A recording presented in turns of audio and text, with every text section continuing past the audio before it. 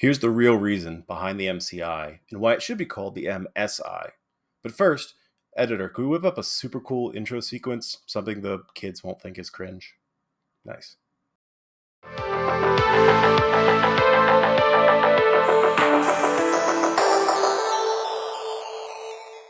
Welcome everybody, my name is Androth, and I'm ramping my theory channel back up, this time with my new obsession, FNAF. I've got a handful of wacky theories I want to get out there before Secret of the Mimic comes out and drops a hand grenade on the timeline, so let's get to it. We'll start with a more grounded one today. The missing child incident was a series of revenge killings to punish the bullies that were part of the Bite of 83. Not to kill the bullies themselves, but their little siblings.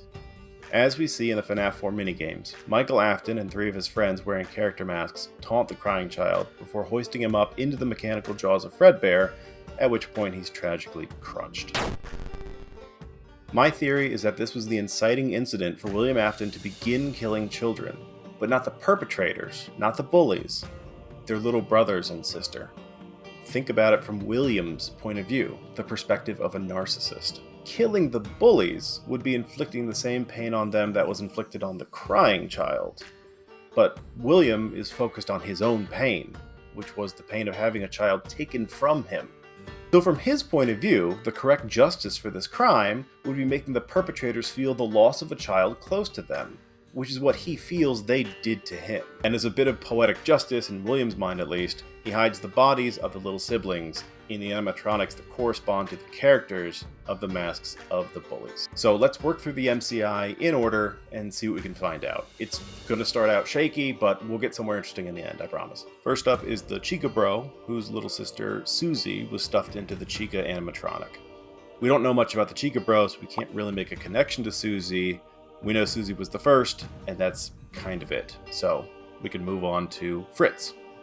Now Fritz is an interesting one, because Foxy Bro is Michael, the son of William Afton, so killing any relative of Michael Afton would also affect William, which would defeat the purpose of this whole exercise. That said, it's not too far of a leap to think that Fritz was either the younger friend of Michael, the younger sibling of a close friend of Michael, or maybe even a second sibling of one of the other bullies. I don't have a good answer here, but I do have evidence that Michael either did care about Fritz or knew on some level that Fritz was killed because of Michael. In FNAF 2, the second night security guard, who most people believe to be Michael, uses the alias Fritz Smith, indicating some sort of connection or homage to the young victim. Gabriel, the little brother of the Freddy Bro. With the discovery of a Freddy mask in Oswald's house in Into the Pit, many people have speculated that Oswald's dad was the Freddy Bro, which would also explain his reticence to discuss Freddy's pizza with Oswald. This would mean that Oswald's uncle Gabriel was killed as a child, possibly in the very pizza place where Oswald experienced his week of agony hallucinations. Which, by the way, that's what Into the Pit was, 95% all agony hallucinations, the entire thing. But that's a whole different theory altogether.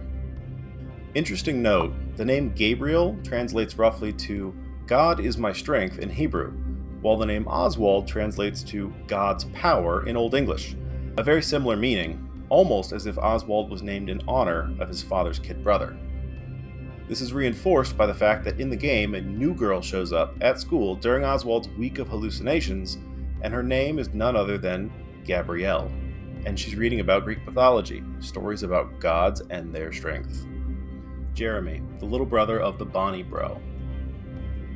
It's widely believed that Cassie's dad is the protagonist of Help Wanted 2 and was the Bonnie Bro as a teenager. When he finds the Bonnie mask in the best ending of Help Wanted 2, a message pops up saying, "This looks familiar." And when you collect one of the poppets needed for that ending, you get an achievement called Remember Jeremy, meaning he knew Jeremy, and his knowing Jeremy was somehow connected to the Bonnie mask. This would make sense if Jeremy was his little brother who was killed because of the bullying of the crying child by the Bonnie Bro and the other bullies. He also named his daughter Cassie after Cassidy, who died alongside Jeremy, implying that those two were close friends and that the death of Cassidy affected the Bonnie Bro. There's a theory going around that Cassie's dad was the Bite of 87 victim and was the night guard for the first 6 nights of FNAF 2, whose given alias was Jeremy Fitzgerald, another tribute alias to MCI victims.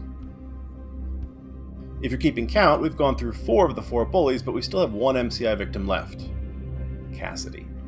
There's ample evidence that Cassidy and Jeremy were killed together, as the last 2 MCI victims were found missing at the same time, which prompted the investigation that revealed 3 more kids missing.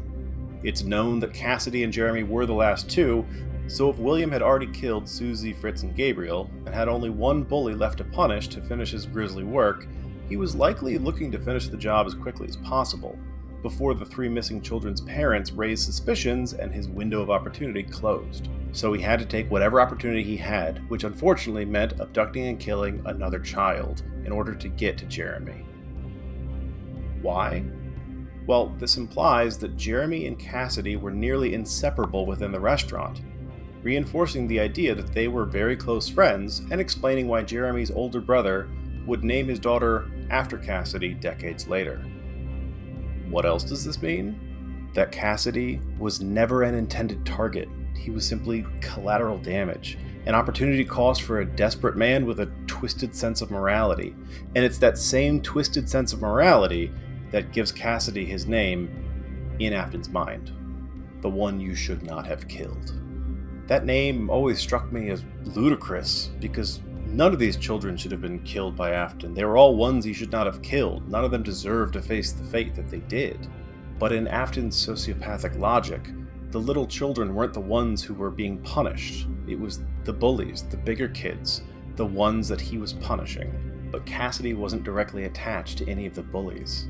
So by Afton's reasoning, he didn't need to be killed, because no one was being punished by it. The popular interpretation of Ultimate Custom Night is that it's Cassidy torturing William Afton, combining his own malice with Afton's memories and agony to create a personalized hell.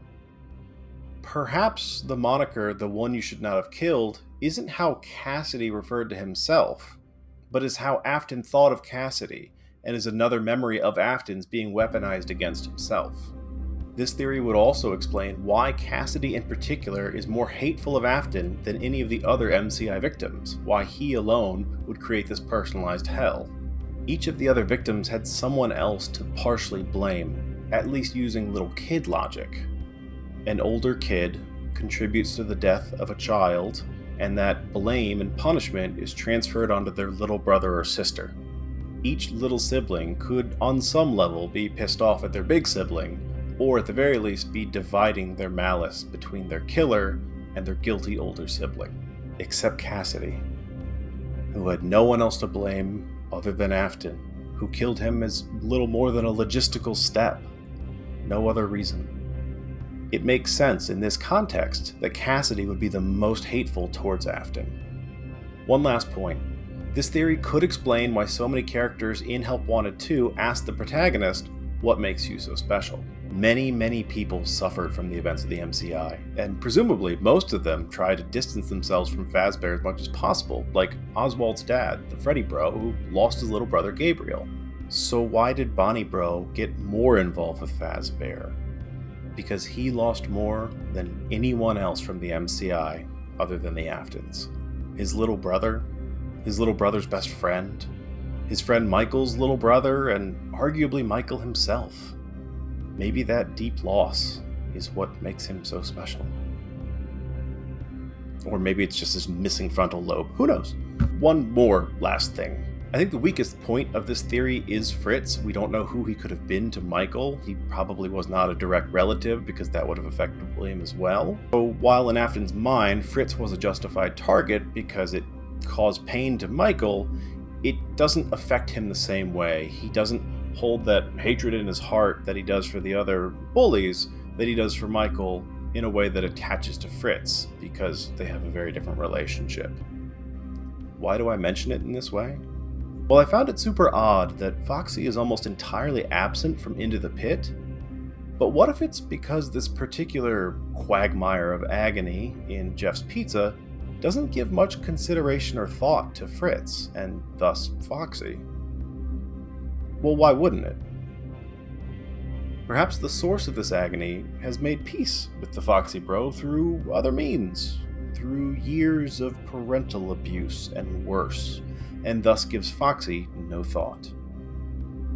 What if the source of agony in Jeff's pizza is a spring-locked William Afton still trapped in the inaccessible safe room? But that is a theory for another day.